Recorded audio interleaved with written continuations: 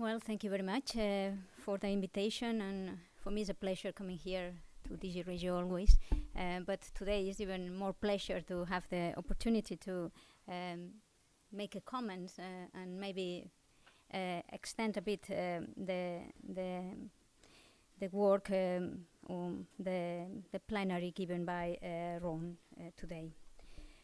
So what I'm going to do is I'm going to go a bit further on the implementation of smart specialization, always having in the back of my mind the concept of regional diversification and relatedness that he proposes. And for that, I'm going to start, of course, with our definition of smart specialization. It's a policy prioritization and choices based on a region's competences and capabilities. And Philip and me, we were always saying that the smart specialization should somehow promote innovation and entrepreneurship via technological diversification, embeddedness, and connectivity. But what was the basic argument behind a smart specialization given by Faure a long time ago? Well, it was that policy resources must be prioritized on those activities, technologies, or sectors. So we are going a bit, let's say, more broader type of thinking on regional industrial diversification, not that technological, let's say, hardcore that in some cases some of your indicators are pointing. So it is about technologies, activities, technologies, or sectors where a region has the most realistic chances to develop wide-ranging and large-scale impact. But also they have to be developed as well, taking into consideration different local and international, interregional linkages and connections. So this more or less open a bit the idea of taking into consideration also potential connections that we can do with agents that are coming from outside or other regions. So the policy requirements of smart specialization, they are mainly based on the accumulation of critical mass, involving actors as anchors in the innovative cycle. And these actors, I might link again with the possibility that these actors are not really present in the region, so if they are coming. No? So it's not about only specialization by concentration, but also by diversification. It also is a priority setting, avoiding the fragmentation and potential duplication or imitation. By knowing what we can do, we can somehow try to find a way to somehow create our brand. And how we can do these policy requirements? Well, we should focus on the concentration of resources on certain domains of expertise where we consider that research and development and innovation will complement somehow the region's assets, not necessarily only innovation, also productive assets. And we already have to prioritize activities that are already embedded in the region existing industrial fabric. We should also try to stimulate and facilitate these entrepreneurial actions and link also with local SMEs, that, but not the local SMEs as the only priority. Also try to that these local SMEs, they should somehow develop some links between other larger local actors, or if you want now, even foreign actors. Maybe I am also including in my papers also the possibility that these actors are not only local. And also by facilitating this structural change by related technological diversification or scaling up in value chain, by also networking and cooperation if it is not possible only doing it on local level. So considering that no one size fits all, we have regions that are peripheral, rural, lagging, innovation drivers, urban, natural resources based, fiscal decentralized, and also considering that what regions can really do realistically, taking into consideration the evidence base of what do they have, well, there are different pathways for innovation, for regional innovation and development that they have been set. So if we think about what already some of the RIS3 guys were pointing, so we had the possibilities to rejuvenate traditional sectors like the mining in Silesia, modernizing by adopting and disseminating new technologies, that the logistics case in Flanders, diversifying technologically, like the case of aeronautics in Toulouse, or also the automobile industry in West Midlands. Developing new economic activities through radical technological change and breakthrough innovations in the case of the tourism sector in the Balearic Islands by the incorporation of the ICTs, or exploiting new forms of innovation, such as the open and user-led innovation, social innovation or service innovation, the case of the historical heritage in the case of Italy. So all of these pathways are clearly linked to the concepts of complexity, relatedness, discussed by Ron. But how and where we are going to do this kind of, or we are going to try to implement this kind of new pathways? Well, are we going to do it at the regional versus national level? Are we to use policy instruments connected with science and technology, or innovation policy, or entrepreneurship, or SME? Are we going to focus on short, medium, long-term initiatives? Well, probably the best way of thinking about this is trying to look at the new paradigms in regional policy, trying to look at which type of regions we want to target, which are the regions that are better suited to implement this type of new, if you want, policy or academic concepts. And at the end, I'm going to finish with the first evidence that we have found in the RIS3 process connected with the concept of related and related variety. So what we want is somehow trying to move from regions that they have low complexity into regions that they have high complexity. And of course, in this case, they will have higher benefits, but the risk will be lower in terms of. We also would like to move regions that they have low relatedness to regions that they have higher relatedness, and maybe also regions that they have low complexity into regions that they are more related, but they are still in their level of complexity low, because it's the most difficult part to move from low to high technology. No? So as I said before, there is the new paradigm of regional policy, and if you think about this new paradigm, it's somehow better suited for this type of industrial relatedness argument. So the objective of this new paradigm is tapping the underuse potential in all regions with a unit of intervention that is farther from the only administrative units, because if we are talking about technologies, or we are talking about knowledge, or we are talking about activities, they somehow, in some cases, they might be farther away from the pure administrative units. We also are looking at strategies that they somehow, they have development projects that are integrated, that are not kind of solo ones, with tools that are not only based on subsidies and state aids, that are somehow a mix of soft and hard capital, linked with capital stock, labor market, business development, and business environment. And of course, this type of strategy should be somehow done in a kind of complementary way of doing, where different governance levels are working together. So in order to implement these kind of strategies, the literature shows different perspectives to regions and innovation policy.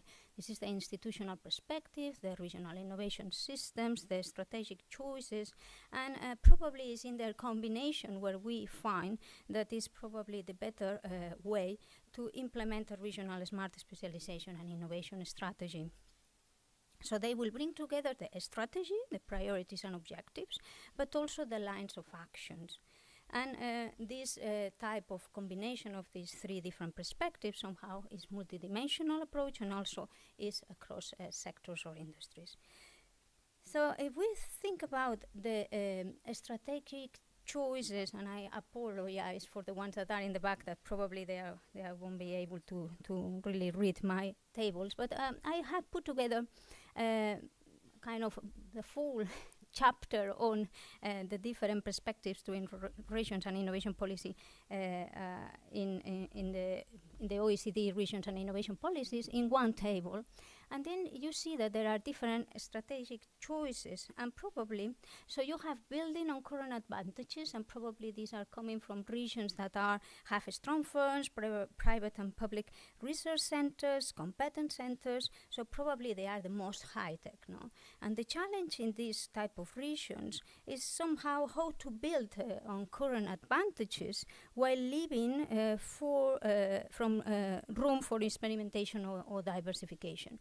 So these are probably the ones that are always building in the related variety, as you were doing, because they have the possibility to create new technologies or to move easily.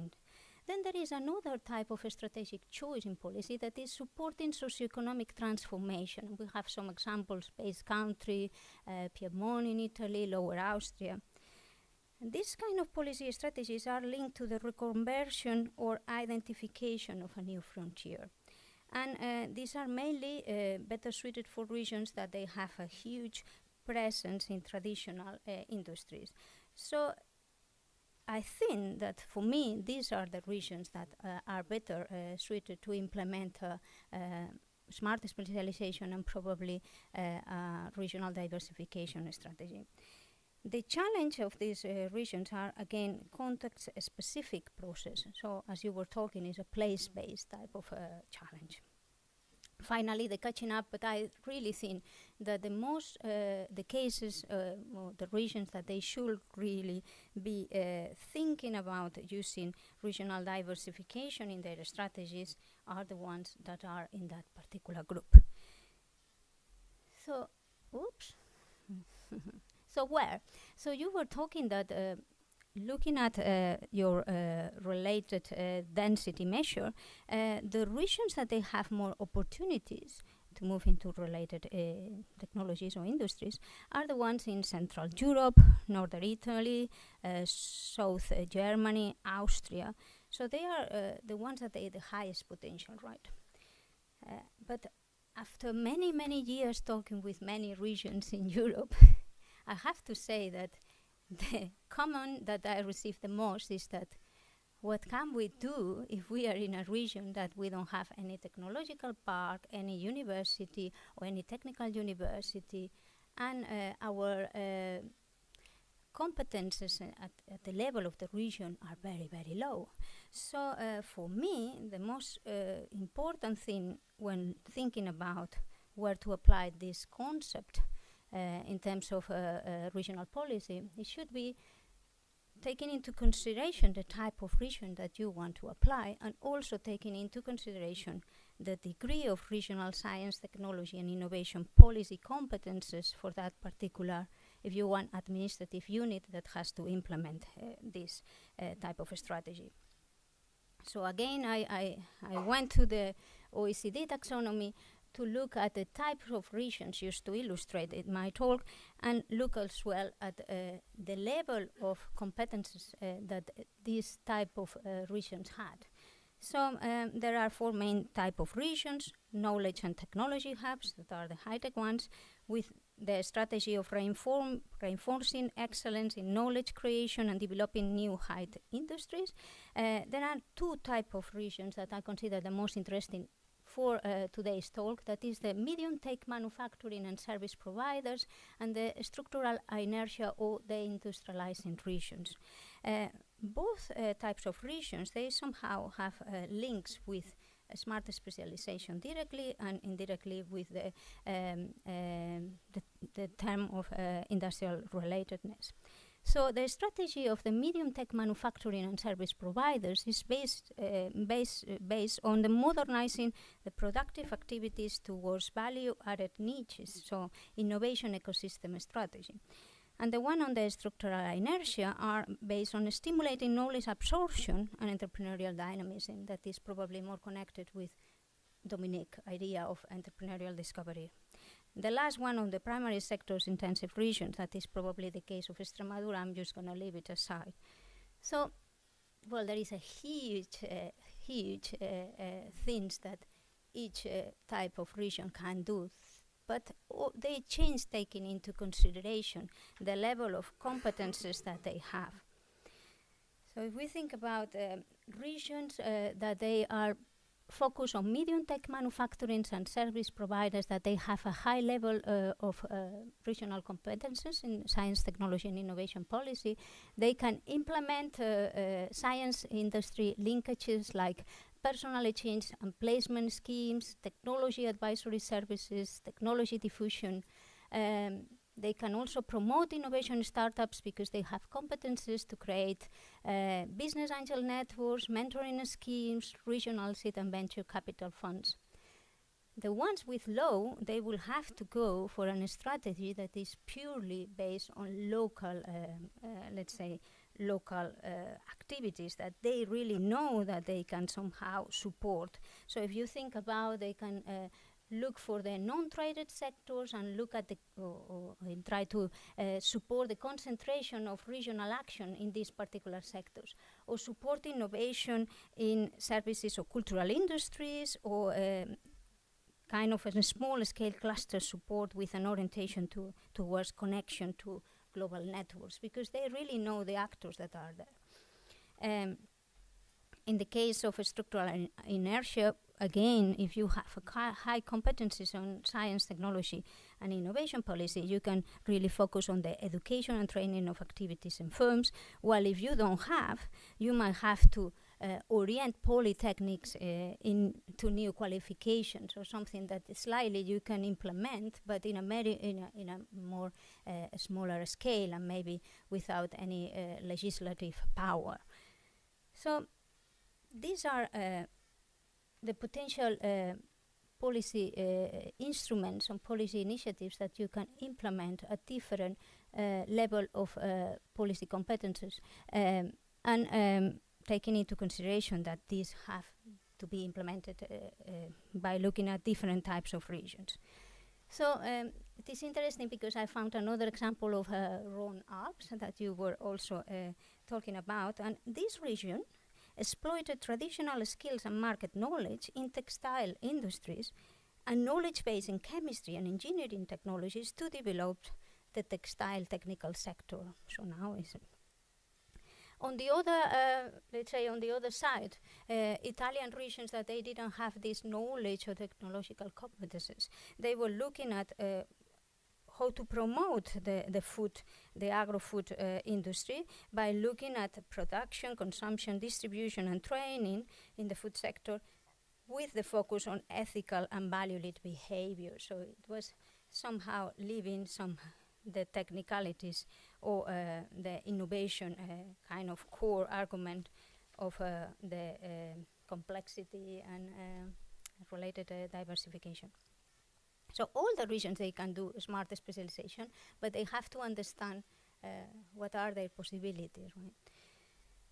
So looking at finally to the implementation and the design of the RISD process, we see that there are a lot of evidence now coming, and we can see that the smart specialization platform allows an assessment wheel for the regional innovation and smart specialization strategies, and the regions, they can somehow see where they can position themselves and taking into consideration their strategy.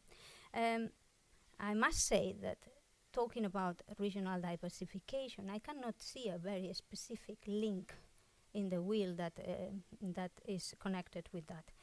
Only the critical mass maybe, but I probably think that is because they try to cover all the regions in Europe, so maybe they have to leave aside the technicalities. However, there is a new project that is subsidized by the European Commission that is, or granted, that is called Online S3, and they are looking, they have created like an inventory, a repository of RIS3 strategies, and they are looking at the methods that the RIS3 have used for each phase of the regional innovation and smart specialization strategy. And then you can see how there are methods that they directly link with the concept of regional diversification. So benchmarking, regional scientific and production profiles in the complexity side, specialization indexes for the case of the analysis of context, Delphi and foresight, in the priority setting, the related variety analysis. So it's interesting, maybe you find interesting also to look at this. Well, in some papers with Philip McCann, we have been looking at the benchmarking tools that are available nowadays for all the regions to somehow benchmark their innovation capabilities. So you can have a look at them. And also with the use of the tool that is called I at RIS3, offered by the Smart Specialization platform at the GRC, you can really see how are the priorities that the regions they have chosen. So you can go through and you can, it's time consuming, but we managed to find a way to look at all the countries and regions that they were focusing a particular EU priority and sub-priority, and somehow give an indication of what is the future specialization of the regions in Europe by looking at the RIS3 strategies. I have to say that using this technique, it was very nice. You have a mapping of the research and innovation capabilities, so you can really look at the capabilities and also business areas and target markets in terms of agriculture, and then look at the subcategories in terms of if they look at forestry, or in terms of energy production and distribution, if they look at power generation. So it was interesting. However, some of the regions say to me that because it has not been an update, many of this information it was provided at the beginning of the process, and when they were really starting to finishing the RIS3 strategies with sometimes the regional parliament had to somehow accept them. They were slightly changes, okay? So this is a good overview, but some of the subcategories, they might slightly change nowadays after the implementation period. And this is coming from the Stairway to Excellence project that is for all the countries, the EU13, and is also focusing as well in the sector. So if you want, in the big kind of industries that they have prioritized in their smart specialization strategies. So now I'm going to conclude. And well, the early stage experience of the RIS3 implementation suggests that the benefits of the RIS3 tend to be multidimensional, and probably they tend to be, rather than purely technological and research oriented, also involving kind of governance dimensions and institutional process. The relevant domains that the regions have taken are now activities, tasks, or specific technological functions instead of sectors or industries. And the RIS3 should be understood as a process, as an ongoing process, and it should not be only based on a document, just on a strategy. So we have seen that the process of the RIS3 has been very hard for many regions. In particular, well, in strong regions with a kind of robust institutional and governance system, it has been good for resharpening and defining, redefining existing practices, while in other regions, such as in the Southern European regions, in particular in the case of Spain, we have seen that it has really led to a real progress. And I have to say that in many cases it's because the national government has really been the catalyst also for this change, and so has created a kind of conditions to make the regions to cooperate and move together in the process of implementing and designing the strategies. But on the other hand, in economically weakest regions, with less robust governance arrangements, the process has been very challenging. So I remember being in the peer reviews exercises with the Smart Specialization platform, and see that in the case of, for instance, Romania, they were somehow claiming, but we really don't have very much regional competencies in terms of in this kind of science, technology, and innovation policy. So we don't have very much margin to really implement some things. So for the future, probably increasing outward orientation and global engagement, probably it will be good for a smart specialization, in particular to exploit the potential opportunities with the Eastern European countries and the FDI linkages, so what Ron was commenting at the end of his talk.